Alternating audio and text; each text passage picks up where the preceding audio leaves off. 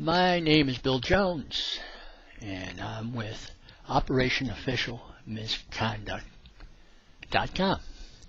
This is my first podcast on this particular website. I have two websites.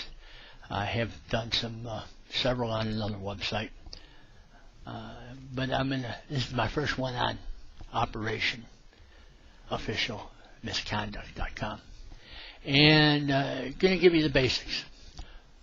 Where I'm coming from right now, and this site where we're the basis of this website and strategy. First of all, and why am I showing you the Holy Bible? Well, the Holy Bible, that's where our moral code comes from. Okay, our moral code comes from the Holy Bible. Both parts, Old Testament, New Testament, all of it, it's in there. And I first want to read something to you. And this is where, after I read it, and maybe explain it, you'll see where I'm coming from and what's a good strategy. Matthew 18 starts out at verse 1. At that very hour the disciples came up to Jesus and said, "Who is the greatest in the kingdom of heaven?" So Jesus called a little child and made him stand up in the midst of them. And he said, "Truly I say to you, unless you change and become like little children, you shall not enter into the kingdom of heaven. Whoever therefore will humble himself like this little child shall be the greatest in the kingdom of heaven. And he who will welcome one like this little child in my name welcomes me." And if you're a Christian, you've heard this story many, many times. Many times the preacher, minister, priest, he'll stop there and of course tell you we're all supposed to be like little children, coming before God and be humble. And I try and be humble, like you and me.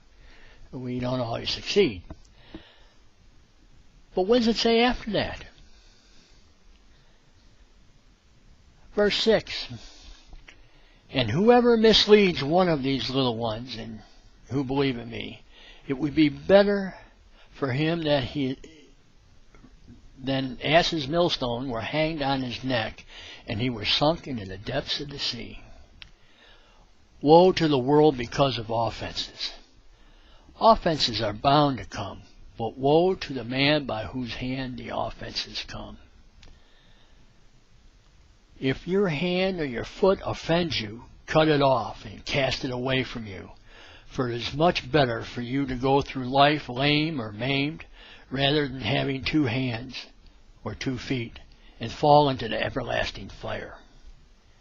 And if your eye offends you, remove it and cast it away from you. It is better for you to go through life with 1 eye, rather than have 2 eyes and fall in the Gehenna of fire.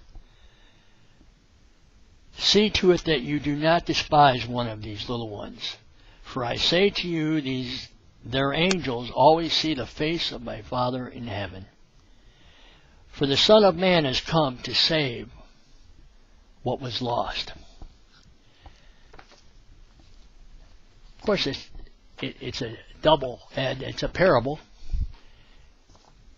And what are parables? Spiritual side, morality side. The spiritual side, of course, we're not supposed to offend anybody. We're supposed to humbly come before the Lord and treat other people well. The other side is this. There's other people out there, and we're coming before the Lord humbly. They offend us, and there's a lot of people doing a lot of offending, especially public officials. In my research over the years, there's a document, I think it's the greatest document written in the 20th century, by Dr. Martin Luther King Jr. in 1963. 1965 and thereafter, his organization was subverted severely by black nationalists and Marxists and others. But this one, and you want, if you ever read it, you want to get the original one that he wrote. A lot of people have changed some of the stuff and gotten copyrights on that stuff, and they've taken stuff out that doesn't suit their agenda. But here's the original, and the strategies that I'm going to follow, they're in here, they're right here. I'm going to read them today. And this is a quote. In any nonviolent campaign, there are 4 basic steps. Collection of the facts to determine whether injustices exist. That's 1. 2, negotiation. 3, self-purification. And 4, direct action. Now, Dr. Martin Luther King Jr. was a traditional Christian preacher, 4th generation. Makes a lot of references to Bible, both Old Testament and New Testament in here. And he's the one that came up with and published here, these were published later, after he got out of jail, these 4 steps. They're a strategy. And part of then, in putting into those strategies, you could follow what I just read out of the Bible, out of Matthew 18. Because what we need to do, ultimately, following the 4 steps and getting into that deeper, we need to be cutting off the feet. Well, no, what we need to be doing is purging corrupt public officials who are not acting in their best interest and violating the citizens' basic human rights, American human rights. I always put American in front of that because there's human rights are different throughout the world. We're special. We're special in America. We have constitutional rights, both federal and state.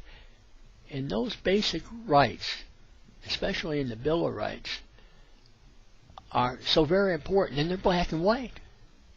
They're written down. And we get a lot of interpretation from the courts. Interpretations aren't the supreme law of the land. I always say they're the supreme interpretation of the law, and they're wrong a lot of times, more and more lately. So you want to follow the Constitution specifically. What does it say specifically? They are our basic American human rights. We need to take them back and preserve them.